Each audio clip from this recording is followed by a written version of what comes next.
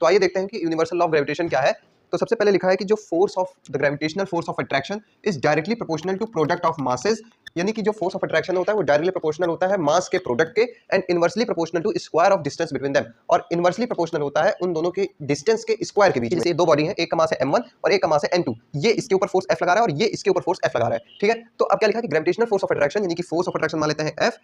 Is directly proportional to masses और product of masses, तो इसका मास है m1 और इसका मास है m2, तो ये जो है डायरेक्टली प्रोपोर्शनल हो गया, एंड इनवर्सली प्रोपोर्शनल, और यही f जो है वो इनवर्सली प्रोपोर्शनल है 1 अपॉन जिसके square of distance between them, यानी कि इन दोनों के बीच का डिस्टेंस कितना स्मॉल r, तो स्मॉल r के स्क्वायर के इनवर्सली प्रोपोर्शनल है, ठीक है। अब यहाँ पर इन दोनों को अगर हम डायरेक्टली प्रोपोर्शनल का साइन मिला दे एक साथ, तो f is directly proportional to m1 m2 और ये आपका क्या हो जाएगा नीचे r स्क्वायर, ठीक, ये r स्क्वायर हो गया। अब यहाँ से आप डायरेक्टली प्रोपोर्शनल का साइन हटाएंगे तो हो जाएगा f is equal to g m1 m2 upon r square. ये g क्या है, तो आपको पता है कि डायरेक्टली प्रोपोर्शनल साइन हटता है तो क्या लगता है, कांस्टेंट लगता है, तो इसी g को हम क्या कहते हैं, यूनिवर्सल